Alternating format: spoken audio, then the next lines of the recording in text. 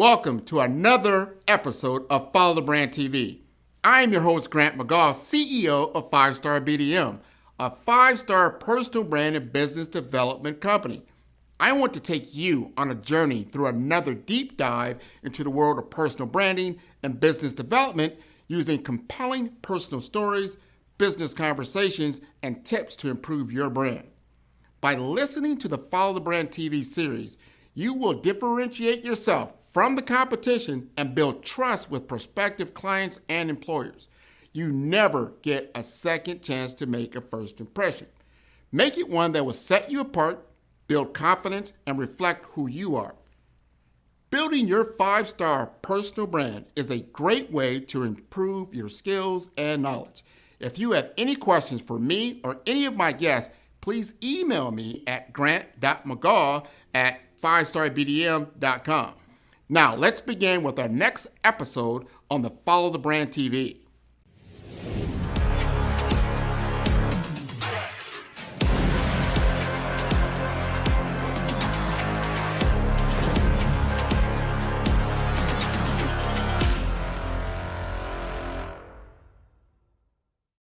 Five-Star BDM, Brand Development Masters, is a professional consulting and advisory group keenly focused on business development services for the small to mid-sized business and entrepreneurs. Although every business is unique, they often share business development challenges that can be addressed through smart branding. Services include process improvement and operations, digital strategy and transformation, business intelligence, digital marketing, and personal branding. Our business and personal branding company has helped a number of professionals and organizations to optimize and grow.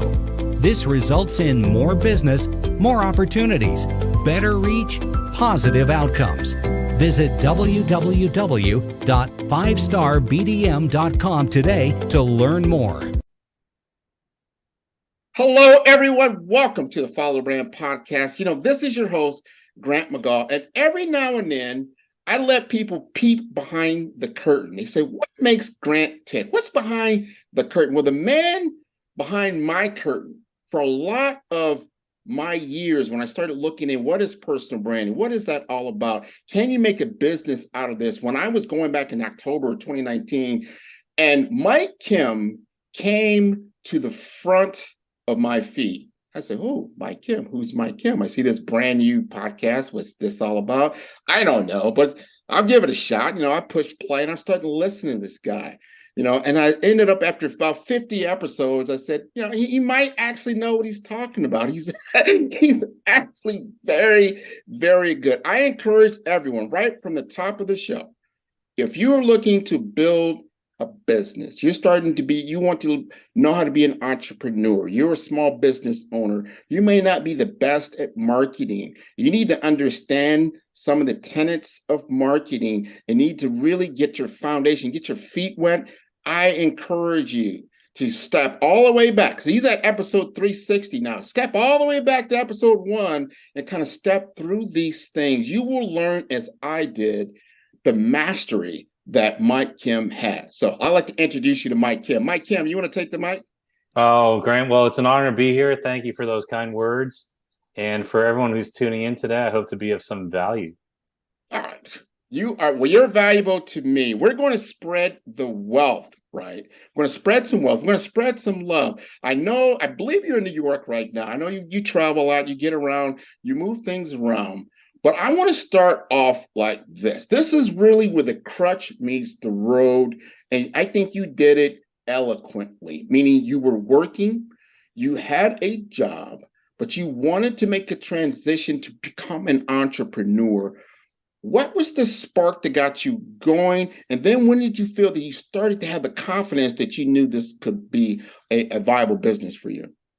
Yeah, really the spark hit me. I was the CMO of a company, Grant, and it was here in the New York, New Jersey area. And it actually happened Thanksgiving. Now, this is a long time ago now. But I remember it was like the first time I was hosting Thanksgiving. I think the year was 2013. Okay. And my mom and my sister came over to my place, and we had Thanksgiving together. It was awesome. Like we stayed up all night, we hung out, and late in the evening, I get an email from my boss. I was working as a CMO for this company. We need you to come in tomorrow. Now that's Black Friday here in the United States. Nobody, like, the only people who work on Black Friday usually are in retail because everyone goes shopping, right? And I had stayed up all night hanging out with my mom. She gave me these, like, just shared some crazy stories about us growing up. And I was like, this is one of the most fun nights I've ever had. And she and I, you know what happens when you grow up, like you go get a job, you don't really see your parents very much anymore. And Sure. so this was like incredible. And then I had to leave my family at my own house so I could go to work the next day. And that really, like, this is one of the frameworks that I teach. It really pissed me off, to be honest. It really takes me off, right? And part of the framework that I use to ask people, I ask them 3 questions, and the answers can often serve as sort of a catalyst as to why you're doing what you do. And those questions are: what pisses you off, what breaks your heart, and what's the big problem you're trying to solve. I didn't know the answer to the other 2 questions, but the first question I definitely knew the answer to. Like, this ticks me off. Like, what if I get in a car accident and I never have these nights with her again? What if my mom, God forbid, something happens to her? What if we never have any one of these nights again? And I literally left my family because I had to go to work. That was really the inception of me thinking about taking control of my life. I started to realize that no one was going to tell me to live a better life or help me do it. Right now, I've noticed that no one ever says no on your behalf. They always want more. They always want more from you. They always want to squeeze more juice out of the orange. Yep. Right. Yep. And so that for me was the catalyst. So it came in stages. I didn't really know what I wanted to do at that time. Frankly, I didn't know what was possible at the time. I didn't really know that there were marketing consultants. I didn't know that there were brand strategists who weren't working for big agencies and companies. So I didn't really know what was possible, but I was experiencing a present negative, trying to move to a future positive, even though I didn't know what it was. Yes. And that kind of got the wheels turning. I started looking up different podcasts. I started Googling things, trying to learn. Much like, you shared just a few minutes ago with everybody here about how you and I met, at least online through my content. And so I was just like looking for answers, and it began this slow journey. But in retrospect, it happened pretty quickly. Well, and I think you had to, for me, as an outsider looking at you, we spoke about this even earlier. Like, sometimes you don't hear from the people that are listening to your content. And it's always good to get that feedback. So I'm going to give you some feedback that I got from listening to your podcast. Number one, I got some confidence. I got some great. I said, yeah, I hear what he's saying. I think I can apply some of these principles. They're not that complicated if I put in the work.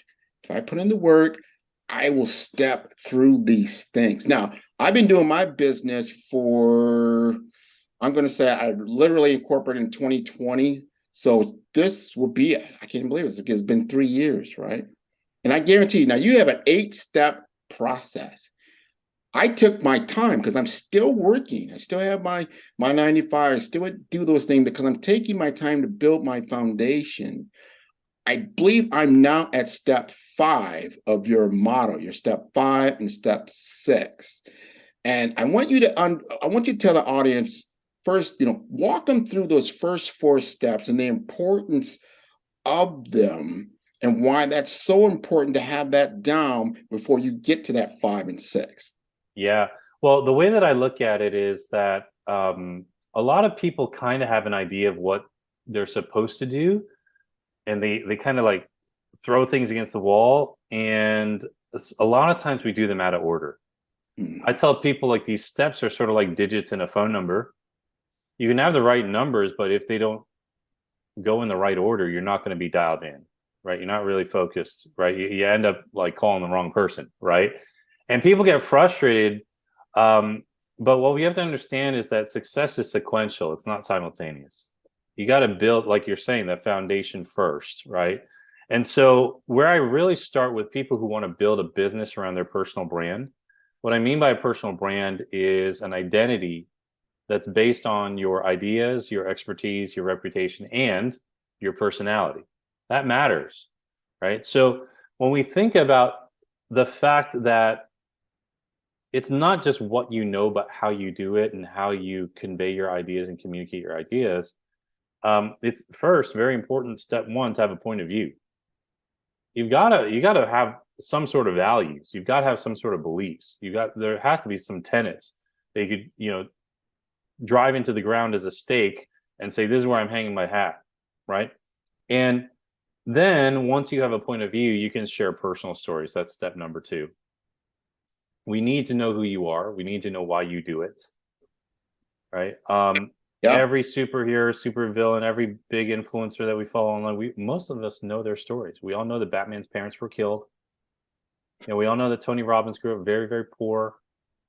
These origin stories, these personal stories, like where did you come from? How did you do it? So that's got to be, that's integral to you building a business around your personal brand. So you got a point of view, you got personal stories, you got a platform. You've got to share these stories somewhere, whether it's a podcast, a blog, a YouTube channel, Instagram, or other social media channels. And I meet so many, or website. I meet so many people who say, help me build a website. I'm like, okay, but do you even know what you want to say? And they don't. See, it's out of order. They don't have a point of view and they don't know how to tell their personal stories, right? So after you have an idea of what platform you're going to use, you need to understand your positioning. And the positioning is really where you stand in relation to your competition. There are a lot of other options out there for people, to kind of run with. There are a lot of other people who teach what I teach. And so understanding what your positioning is, are you Louis Vuitton or are you Walmart? Are you going to go to a specialized market or are you going to go to the mass market? And if you and I were opening a pizza shop, Grant, and we went to the bank and asked for a business loan, we'd have to tell them these things. And that's where a lot of people get in trouble because the barrier of entry is so low. We think, well, I'm going to just start a podcast or a YouTube channel and I'll figure it out along the way. And then they get, put in hundreds of hours into something, invest a ton of money, and they don't have traction because they can't answer those 4 simple questions. You asked me to start with this first 4. They don't know what their point of view is. If they have one, they're scared to share it. They don't want to share their personal stories. They just want to share what they know. Newsflash, information isn't exclusive anymore. It's all over the internet, right? So, but you are exclusive. Your personal brand is. And then they don't really know what platform to use. And they don't know where they sit relative to the competition. How are you supposed to build a business off of that? Right? So I start with those 4 steps, and then we get into the products, which you're at, the pricing, the pitch, the partners. And all of that is in the book, but that's like those first 3 to 4 steps are really, really integral. And that's why they come first. They're critical. They're critical because that you're beginning to build the invisible to become visible. That's how I would call it. And so when you start becoming visible, you've got to be ready. So if someone does like what you have, then there's a mechanism for them to acquire it, right? And you've got to have all that put together very good. There's another thing that I really, really liked that you stated, and I can't remember where it's at in the book, but you'll know what I'm talking about. Like, you've got to understand, like yourself. I'm talking to an individual who's been podcasting probably almost since podcasting started really becoming popular, right? You started, 8+ years ago. You've been down this road. I've been podcasting close to 2 years now.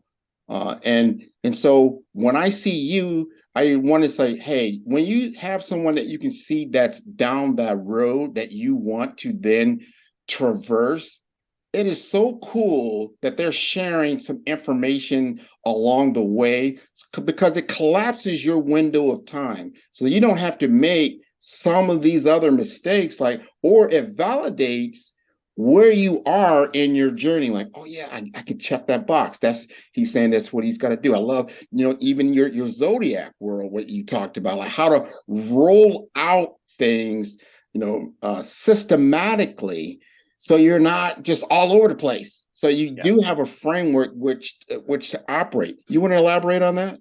Yeah, years ago, I moved back into the area where I went to college, and I revisited this Chinese restaurant that I loved when I was in school, and it was called Noodle Gourmet. It's in New Brunswick, New Jersey.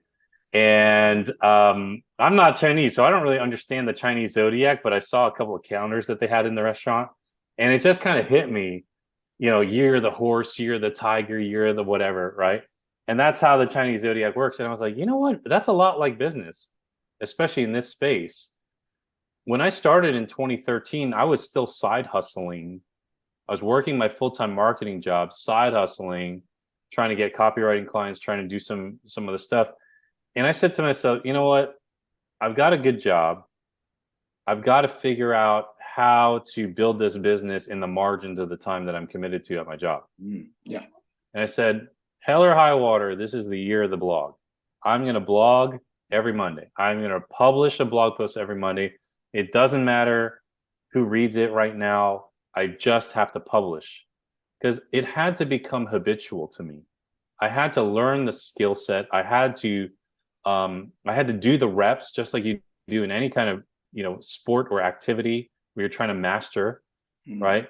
And in many ways, I want everyone to understand this: consistency is greater than intensity. I got people who, okay, I wrote 10 blog posts. Yeah, but they're not consistent. You're not doing it over the course of a year. You're not doing it over the course of 2 years. And so in 2013, Grant, I made sure that was what I published. Like, that was priority number one. In 2014, you made mention of this, I started podcasting. Well, guess what? It was way easier to podcast because I've been blogging for a year. There were times where I just took blog posts that I wrote the previous year that people responded really well to, and I created a podcast episode out of it. I knew how to write the headlines for the podcast episodes because I'd been blogging. I already had an audience from blogging that moved over to my podcast. And so everything actually became exponential. Yeah. It stacked one on top of the other. 2015 for me was really the year of launching the product, right? The product launch, right? And the mastermind. And I had met so many people who try to fill a coaching group or mastermind group. I sold it out in 3 weeks. Yeah. Well, the reason was I had an audience that I had earned from 2 years of blogging and 1 year of podcasting. So there I was in year 3. I went full time that year. I made the leap from my very lucrative C-suite marketing job into making even more money when I started my business. And I sort of just played the long game. And now when I teach some of this stuff to my clients, my coaching groups, my mastermind members, I just ask them very frankly, are you playing like the 1 year game, or are you playing the many decades game? Because if you play the many decades game, if you play the long game and you're patient and you get really good at what you're doing and you keep learning, you stay hungry, it will work out. Too many people just jump to things out of order. And it's just like the phone number analogy I used before. They're not dialed in. No, and I am a living testimony of that. And you just said something, just, my light went on. You said year 3. Well, guess what? I'm in year 3. This is good. There you go. This is good. This is good. But I like the consistency with my podcast. Now, how I built my audience, I had been building an audience through my sales role in healthcare and technology. I built it up. I use my platform of choice is LinkedIn. So I built it up, and I found that this was an enormous resource. It became my CRM. I said, this is great. When you're doing sales like I have, when I remember when you had to do snail mail, you're sending out, envelopes to people, right? You had to pick up the phone, you're just dialing for dollars, right? And then all of a sudden the email came, like, well, I could blast emails. But you know what? Like you said earlier, people, they've got all those defenses are down. No one picks up a call, especially in the business anymore. If they don't recognize the number, you're going to voicemail. Who's going to check all their voicemails? Maybe they, maybe not. Their emails, the same thing. Like they got so many. How do you know if you end up in the junk file or the spam file or whatever it might be? If they know you, guess what? You come out of that box and they begin to actually read your content. But they got to know who you are. So I had built an audience already in LinkedIn to I don't know, 10, 15,000 people that I already had. And they were curated, meaning they were people in healthcare, people in IT. I said, wow, I've already got what a lot of people are looking to gain through their lead gen, right? They're trying to get emails and build up an email log of different people that they can then send out content to and then build a business. So I already had it. I just didn't have the framework to how do I then make this an actionable business on top of that. So I needed a Mike Kim to help me to then take what I already have and engineer it to be effective. And so when I started the podcast, I remember this. I said, all right, Mike Kim, I listen to I see how he's doing his podcast. So I'm going to do it. So I did like 2 episodes. I did a monologue. They were horrible. They were terrible. I was not a Mike Kim. I'm like, I'm not Mike Kim out here. I'm going to have to change up a little bit, So I started bringing in guests, and then I started getting better and better. Then I got a designer to help me then do my cover art. So my uniqueness is that each one of my episodes has a different cover art, and people really started to like that. And in my world, because I'm launching it on a LinkedIn platform, there wasn't a lot of podcasters. So I had a unique audience, and they started to really tune in. I started bringing on some guests, and it grew, and it became an effective tool for me. What I want to ask you this is that now you've blogged, you've done the podcast, you've even done the book, you've got the mastermind. You talked about recently about video and YouTube. Why did you wait so long to do YouTube, and what are you looking to get out of it? Yeah, I put off YouTube for a while because I was focused on what was working. Hmm. And I didn't really have an exposure problem. I had really good relationships in the industry. And so I think that's where you have to understand like where your people are hanging out. You just gave a brilliant example about what's working for you. I don't have a really strong presence on LinkedIn. My audience, my past audience, my current audience, they're not super active on LinkedIn. Where they were active were on Facebook and Instagram. Mm-hmm. And so I concentrate, I put in money to run ads on those platforms. I found other friends who were building communities on those platforms, and that's what worked for me. Now what I'm seeing, it's not that like I feel my business is behind because of YouTube or the lack of a YouTube presence. I just see where the trends are going. Mm-hmm.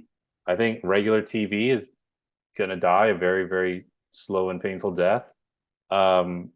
I don't have cable TV. I have YouTube TV, which is essentially cable TV, and the only thing I watch on it are sports. Everything else, and only in the playoffs. Everything else, I watch highlights of football and basketball on Instagram. And so what's happening is the way people are behaving is completely changing. So not only is my audience shifting to more short form video and I have to be present there, the entire world is doing that. True. NBA games are on. I don't watch the entire game. I go do something else and watch the highlights that are posted on Instagram literally as the game is being played. Right. So you think about that and where people are spending their time, it's on short form video. And so now I'm like, okay, well, let's get on there.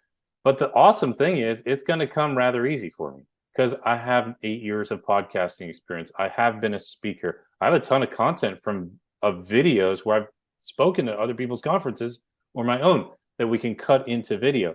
So you see, everything is stacking, but I also want to be intentional about where people are going and where they already are. Uh-huh. And I think that all of us have to be aware of that, cognizant of that. My audience is not on Pinterest, or at least my ideal clients are not on Pinterest. But for many of my clients, they are. Mm. And so you've got to find what makes sense for you.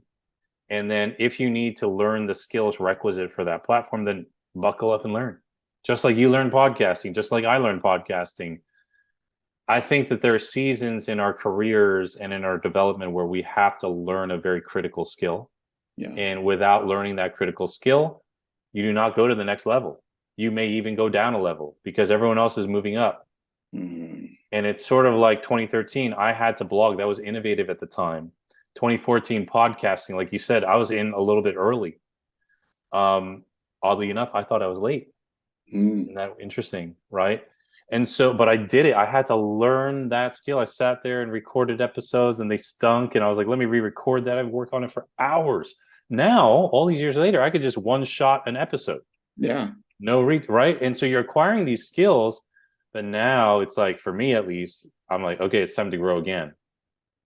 I got to add another thing to my, so maybe 2023 is the year of the YouTube for me. Maybe that's what it is.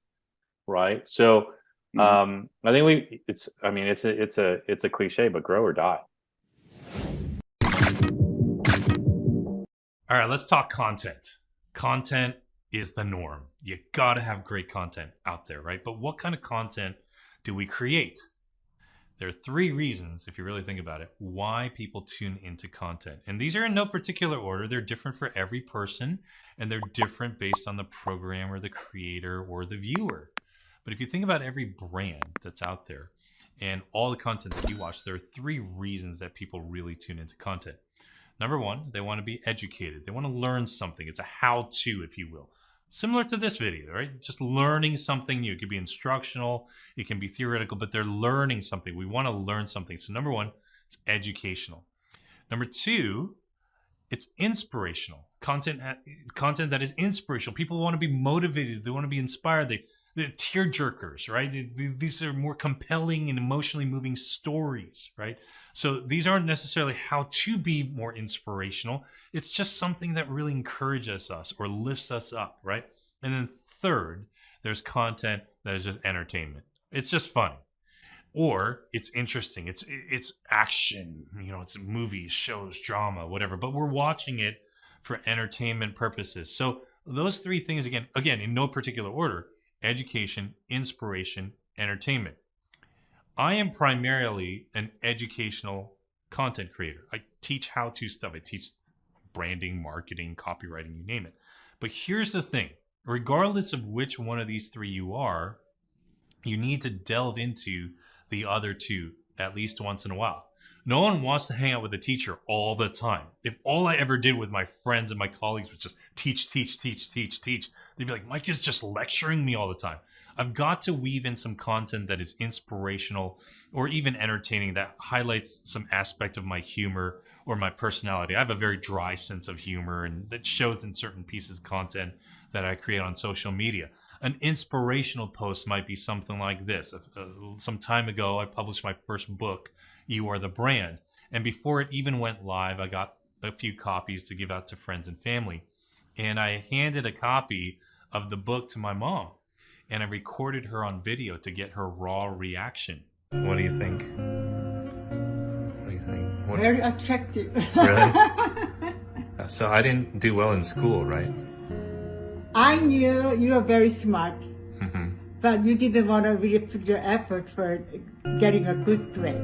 You have a lot of different talents in you. I was surprised actually. And you develop all your talent in different ways. So I'm proud of you, of course. Thank you. Yeah. This was not a how to write a book post or how to brand yourself post. It wasn't anything like that. It was just a moment where I shared that interaction with my audience. And people were just so inspired to see my mom kind of react the way that she did to seeing her kid do something significant with his life. Write this book. I'm gonna put some music to it. It was inspirational. It was encouraging. And people said this: I feel like I got to know you more through this piece of content. It was so inspiring. I didn't know you had a hard time graduating high school. I didn't know you struggled in college, and yet you wrote a book, and it was inspirational. And yet I didn't teach him how to write a book or anything like that. Just one of those moments once in a while that you can share with your audience that touches on the other 2 that are outside the norm of what you do.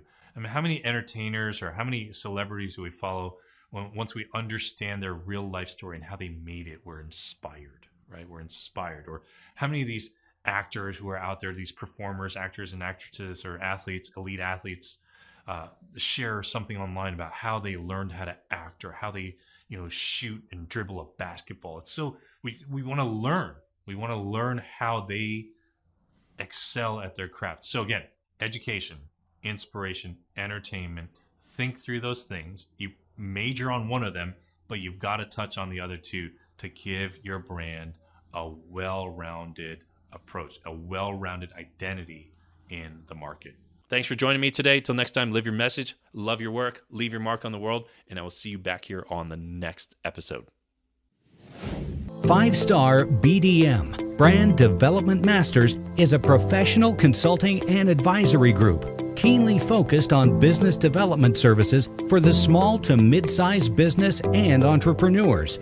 Although every business is unique, they often share business development challenges that can be addressed through smart branding. Services include process improvement and operations, digital strategy and transformation, business intelligence, digital marketing, and personal branding. Our business and personal branding company has helped a number of professionals and organizations to optimize and grow. This results in more business, more opportunities, better reach, positive outcomes. Visit www.5starbdm.com today to learn more. Well, let me ask you this, because I've got a live TV show that I do on actually Wednesday nights at 7 p.m. And I do it over StreamYard. And it goes out to over 200 countries on a lot of different platforms. I'm not aware of all of them, but it does repurpose onto my own YouTube. And it's been effective for me because I'm able to now I call it almost double dipping. I still have my podcast and I'm still podcasting, but because I record these over Zoom, I can then repurpose them over YouTube and I can record them over YouTube Live. And there's other ways to now even build live community over it, like a live Zoom type feed. They've got this now functionality. My question is this, because I haven't got to this phase yet. Have you found that it's been very lucrative for you to then build mastermind groups, and those mastermind groups are obviously beneficial from thought leadership as well from a commercialization standpoint? Yeah, for me, mastermind groups work great. I love mastermind groups. I love running mastermind groups. One of the things that really helped give me a lot of clarity, and I teach this to all the people I coach, if you just take a simple sheet of paper and draw 4 boxes, right, 4 quadrants, on the upper left, quadrant 1, you just write down what you love doing and you are amazing at, what you're great at, right? Next quadrant over, upper right, things that you're good at and that you like doing. Lower left corner, things you don't like doing and you're not good at. And the lower right corner, quadrant 4, things you hate doing and you suck at. Yeah. And if you just fill in those quadrants, it will be very, very illuminating to you. For example, when I look at quadrant 1, I love doing, and I think I'm amazing at running mastermind groups. Uh-huh. I think I'm great at and love doing workshops. And I think I'm great at and love connecting with other entrepreneurs, like relationally. That's why I have so many friends and colleagues in the industry. That's what I'm great at. Now, if you move over, this may surprise some people, and always surprises my audience when they hear it for the first time. Things I'm good at and like doing: speaking, okay, copywriting. Yeah. I am not a full-time speaker. I'm not a full-time copywriter. Right? Now, if I focus and build my business around the things in quadrant 2, speaking and copywriting, I'm going to be miserable. Eventually, I'm going to be miserable. So the name of the game to me is to try to figure out how to use speaking and copywriting to do more of quadrant 1. Yes. So if I take an invitation to come onto someone's podcast or go speak at their conference, that may well end up in some of the people in that audience coming to join a mastermind with me or working with me in a workshop. It doesn't mean I cut off everything else, but I know what the North Star is for me because of quadrant 1. In quadrant 3, things I don't like doing and I'm not really great at: Instagram, social media. I don't want to run my own social media, right? It's like stuff like that, right? Facebook groups. I know people rave about Facebook groups and they work wonderful for certain people. For me, I hate them. I don't like doing them, right? And then things I'm terrible at and hate doing: budgets, taxes, admin work, anything organizational. But my integrator, Chelsea Brinkley, that's quadrant 1 for her. Mm-hmm. That's why we work, right? So if you just jot that down, right? Like even podcasting would be in quadrant 2 for me. I think I'm good at it and I like doing it. Very rarely do I tell anyone that I'm a full-time podcaster. That is actually not how I make the revenue in my business directly. But there are other people who do that. Joe Rogan, right? The Joe Rogans of the world, the John Lee Dumases, who's a friend of mine. That's all they do, and they love it. And they've got millions of listeners, and they sell ads on their podcast. That's their monetization strategy. Me, I'm a different animal, and that's okay. So that's where we've got to understand, not just from a branding and messaging standpoint, but the operation of your business. What is in alignment with you? Mm-hmm. Figure out what that is. Figure out how to make that work for you so that it is the truest expression of who you are. So when I run 4 mastermind calls every other week. I ran 2 of them today, 2 yesterday, 2 today. I leave those calls energized, not drained. No, and so so that's you important. understand where Mm-hmm. where your light shines at, and how to utilize your platforms to get to your North Star, like how you said North Star. I love that. And that's what I'm doing. I have the podcast. I don't use it for monetization of itself. It's an enablement tool. It enables me to get in front of the right people, and it opens doors to where they would normally be closed. For instance, I was on another company's podcast earlier today. Large corporation, they wanted to sit down and have a conversation with me. And because I had a podcast, they felt I would be a good guest. That really expands my own brand, expands my credibility, and it gets me now to where I want to be at, which I think I'm really good at, and people know that they come to me and talk to me about that. How do you do so well social selling on LinkedIn? So I developed a course to show people how to do that from my lens, and how to not just set up the different profiles and the different tools that are there, but how to actually have genuine conversation and begin to bring people off platform to talk with you, and then back on platform and kind of have them work simultaneously. So that's my next, that's my 5 step, right? My 5 and 6 where I'm at. I do have some great relationships from a relationship standpoint. That's step 8, which I love how you said, and I can't remember what the podcast was, but you said that elevated you when you looked at this organization. They did not have your particular skill set in their portfolio, so you were doing podcasting. They brought you in, and that elevated your game. Talk to us a little bit about partnerships from your lens. Yeah, sure. So the way I look at partnerships spatially is you partner up, you collaborate across, and then you mentor around yourself, right? So when I look at a partner up, that's a situation where I have more to gain than they do. So I've got to come in and humble myself. I've got to bring something, even though it's not as much as they've got, something unique and valuable to the table so that we'll work together. When I look at a collaborate across, I look at a lot of my colleagues, my peers, my friends. Some of us are a little further along than others, but we're generally still in the same league. You might be a terrible NBA team, but you're still one of the 200 best basketball players on the planet, right? You're in the same league, okay? Yeah. And those are people I'm friends with. We do events together. We speak at each other's events. My friends came through when I had my book launch going, and that's what drove it to a bestseller status. I mean, and you've got to build relationships like that. And the way you do that is by making sure your friends understand what you do. Your friends understand your value as well, right? And then you've got the communities that you're coaching and mentoring. You're mentoring around them, right? And so when I look at finding partners, I'm trying to figure out, are they a partner up, or are they a collaborate across? Right? And the easiest analogy I can give, Grant, is be the jelly to someone's peanut butter.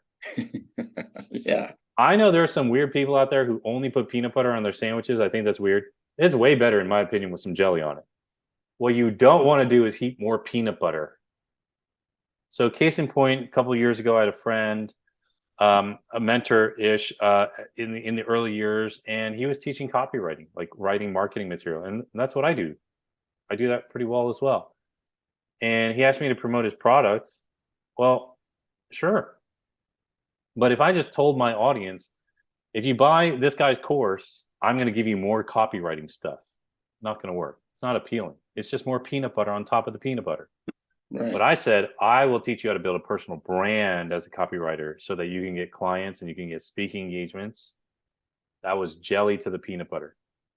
And so when you look at potential partners, whether it's a partner up or collaborate across, figure out how to position yourself, right, relative to the rest of the competition, how you can bring in something that just makes the flavor pop, to use the food analogy, that just gives it that extra richness, that gives it that extra appeal, right? And just be the jelly to someone's peanut butter. That's really the way that I look at it.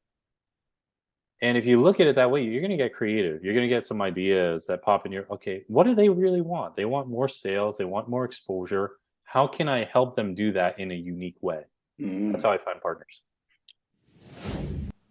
The 5-star BDM LinkedIn social selling course can help you stand out and attract the right connections and opportunities.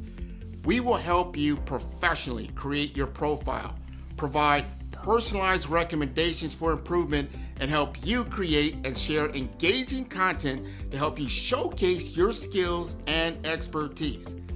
Our 5-step course makes connecting with industry experts, finding job opportunities, and building meaningful relationships easy. Social selling can be an effective way for you to generate leads and close deals, but it does have its challenges. Our course will help you solve the problems associated with digital networking.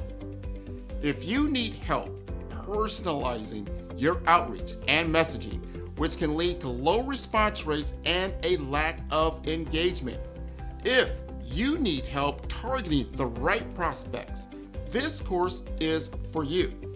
With so much noise on social media, it can be challenging to cut through the clutter and get your message in front of the right people.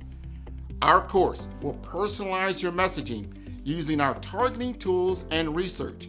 You can identify and reach the right prospects. We will also show how to deliver high quality, valuable content that attracts and engages prospects and clients. The 5-star BDM LinkedIn social selling course will address these challenges by implementing best practices. As a result, you can improve your social selling efforts and generate better results.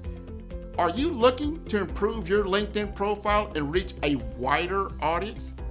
Social selling is an effective way for you to generate leads and close deals, but it does have its challenges. Some common problems we saw with social selling include lack of visibility. If your profile is not optimized or you're not actively participating in groups or sharing content, it can be difficult to get noticed on LinkedIn. Number 2, lack of personalization. Some businesses struggle with personalizing their outreach and messaging, which can lead to low response rates and a lack of engagement. Also, difficulty targeting the right prospects.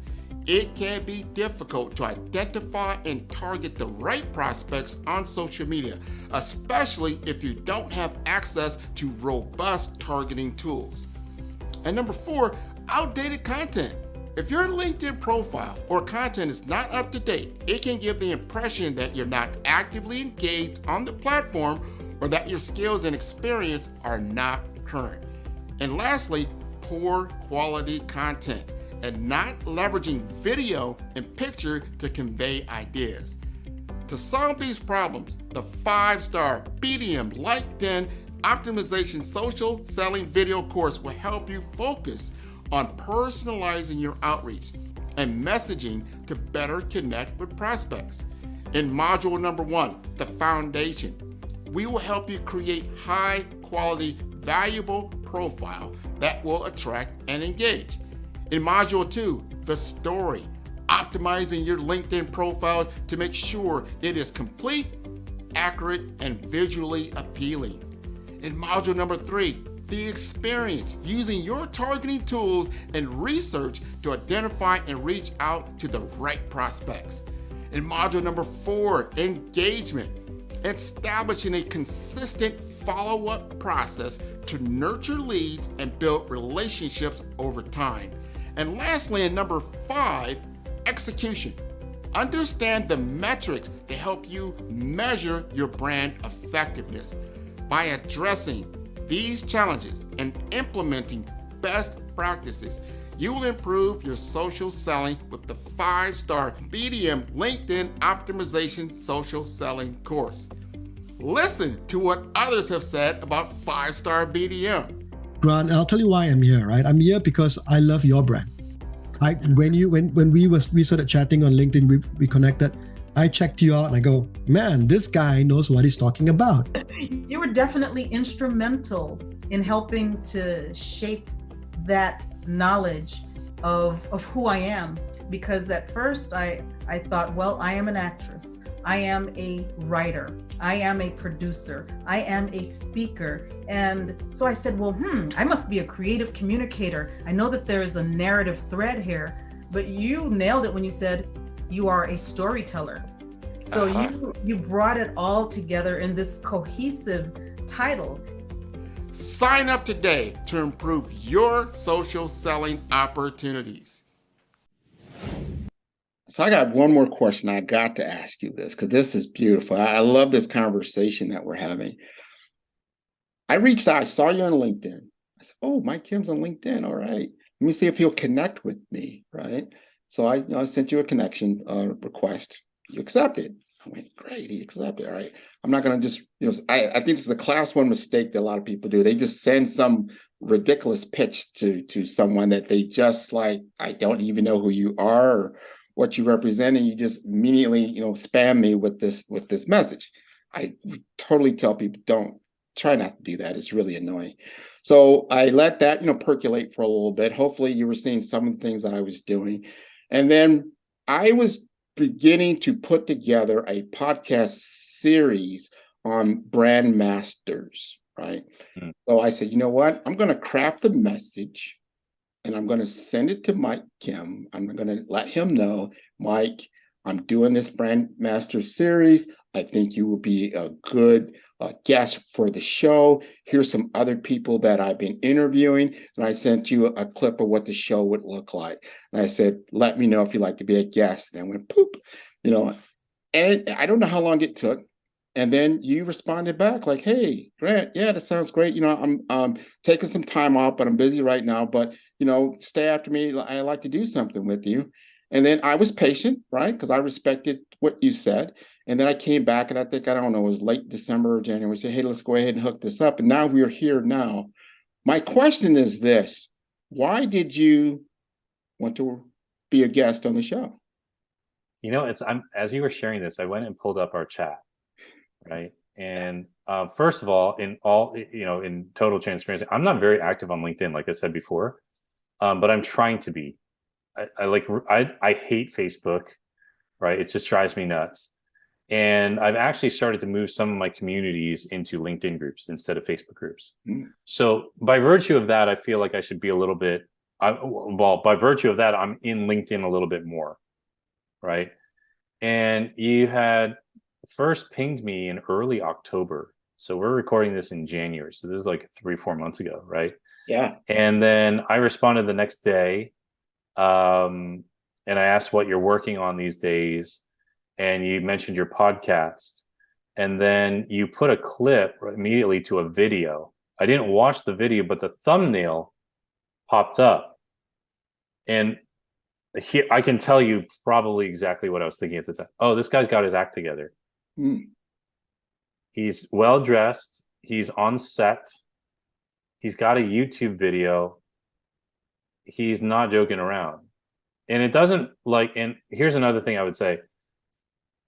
I don't really care about the size of someone's current audience as long as they've got their act together, because you never know who's going to blow up. So I know there are many stories of now very well-known podcasters. Joe Rogan started episode 1 at some point in his life.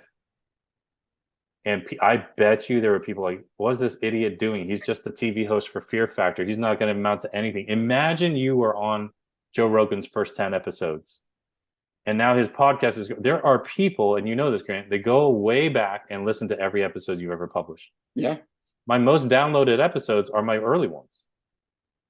So I never despise the day of small beginnings, if you will, right? It's a Bible term, right?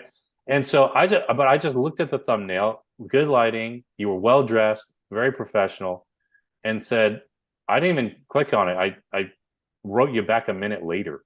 Yeah. Yeah. And I said, do you have a schedule, or I have an event? And that was when I was running my live mastermind conference. And then, event like burned out, right? And I didn't book. And then you pinged me like a month and a half later, when can we schedule? I didn't answer. We were in Thanksgiving. And actually, a week later, I started taking like 6 weeks off. Yeah. So then I dove in. Now, when I wrote you back December 3rd, I was actually technically on vacation. So but I was like, okay, maybe I should just check my LinkedIn real quick in case I miss anything important. And I saw your message, and then I booked on your schedule. And that was also really important. Like, you made it easy for me. We didn't have to exchange, hey, what days and times are you available? You had a scheduler. It was so easy for me to book at my own convenience. I went into LinkedIn, probably booked it right away, and then went back on being on vacation. Yeah. And I scheduled it for a time that I knew I would be back. And this is my first week back at work. So it's all of that. And I think people don't realize that these decisions are made in microseconds. Oh, I see him. He's well dressed. I like how he's presented. Okay, he's got a TV set behind him. That's really good. He must know what he's doing. He said he's X number of episodes in. Okay, that means he's been doing it for a while. Wonderful. I'm in. Let me go book. And you had the system to book. It didn't ask me 47 questions. It was just super simple. And then boom, here we are. So I think there's a lot of that where it's like a pro recognizes a pro. And I think that's what most people don't understand. Like, a pro recognizes a pro. And it doesn't matter whether you're a rookie in the league or you're, how many years has LeBron James been in the league, right? It doesn't matter. You're still in the same league. And so that's enough to sniff that out. People can sniff that out. And so that's really important. It turns out you're 80 some odd episodes in. Okay, no wonder. Yeah. He's got his stuff together, right? And so all of that, I mean, we can parse it down even, but all of that is why somebody would say yes. Well, I thank you for saying, Mike, this has been wonderful. It's a gift. It's a gift to our audience, so they can get real time and understand what process and progress looks like. You put in the work. Obviously, you've got to work on your game. You've got to put in the work, and you've got to show up. And when you show up, opportunity will come because you're prepared. They call that getting lucky, right? You're prepared. You're ready to go. But I truly encourage the entire audience, listen to Mike Kim's podcast. You will, number one, feel good. Every time I turn on Mike Kim and I listen, I feel good. It's always enlightening, but really the voice is just a good voice. I remember just driving across Alligator Alley down here in South Florida, right? You got an hour of windshield time. Like, what else better to do? Let's listen to Mike Kim, right? So I put it on, and by the time it's done, you just feel good, and then you're already at your destination. I think if your destination is to grow your business and to do it professionally and to have it stand out, you want to tune in to Mike Kim. This has been wonderful. So if the audience does need to get in touch with you, Mike, what is the best way? Well, here, I'll put myself out on LinkedIn, DM me. I'm also active on Instagram. So those are the two social networks I check the most, LinkedIn and Instagram. And I look at the DMs. Like, it might take me a little while to get to them, but I always look at them. My assistants don't help me with that stuff. So that's great. You mentioned the podcast called You Are the Brand. We changed the name after my book came out, but it's still the same feed. So you just put my name into search. I'll pop up. And if you're a podcast listener, just give me a shot as well. Most people listen to about 5 or 7 podcasts monthly. That's on average. That's what the stats say. So continue listening to Grant's, of course, but give me a shot. Let me know if I can be one of your 7. And if you've got anything you feel I can help you with, pick up the book. You Are the Brand. It's available everywhere, or just tune into the podcast. And that is now a Wall Street bestseller? Yeah, Wall Street Journal. We hit 2 bestsellers, Wall Street Journal and USA Today. Congratulations. So really cool. Now we got a second book coming out? I mean, what's on there? Yeah, we'll be working. I've been working on it. It'll take a little while, but yeah. It feels like I just wrote this one. So I know you made it. Yeah, the world moves fast. Yeah. So yeah. But you built you already built the momentum to where when the book came out, it just helped you to blossom anymore. So congratulations on everything that you're doing. Thank you, Grant. It was an honor to be here, and for all you tuning in, I hope that this was valuable and insightful. And just keep going. Just keep going. Don't give up. Hey, keep going and tune in to all the episodes of the Follow the Brand. You can tune in at www.5starbdm, and that is B for brand, D for development, M for masters.com. Until next time, take care, Mike. Take care. Bye-bye. Follow the Brand TV broadcast host, Grant McGaugh, as he visits with top executives and entrepreneurs to find out their secrets of success with their personal brand. Follow the Brand TV broadcast host as he focuses on brand development to build better relationships, bring value to your business, relationships, and career. You will enjoy listening to each episode that is tailored to speak to you directly. If you're looking for this type of clarity in terms of building your brand, you have tuned into the right station. Each episode will help you to shape a conversation in the 5-Star BDM network of 20,000 professionals and become a springboard for your corporate engagement and business opportunities. Each guest will frame their story in the areas of personal branding, business development, career development, financial empowerment, and technology innovation. Grant McGaugh explains why he is the CEO and owner of his own professional career. Grant is an accomplished business leader and entrepreneur who wants to give back to individuals to grow their personal brand strategy. Tune in as he weaves his story about new possibilities, while to you exceed expectations. If you love storytelling, this show will make for fun. Tune in for our next show or click on our website at www.5starbdm/followthebrandtv. Thank you.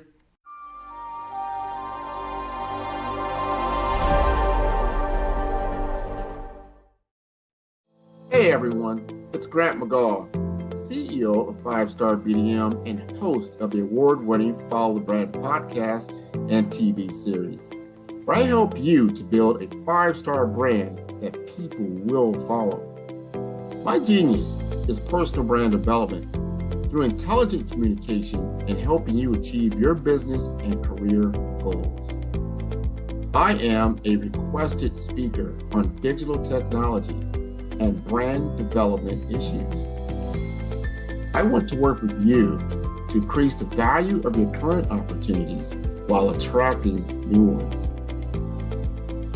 Every one of you is unique, and we all share challenges, that can be addressed through smart branding.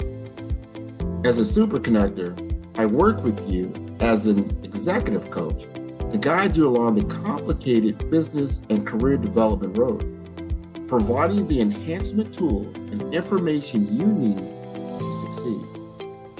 Together, I will help you succeed in today's challenging business climate. I will evaluate and measure your progress. Best of all, I am right alongside you every step of the way. Build the brand called you. Genius is coming.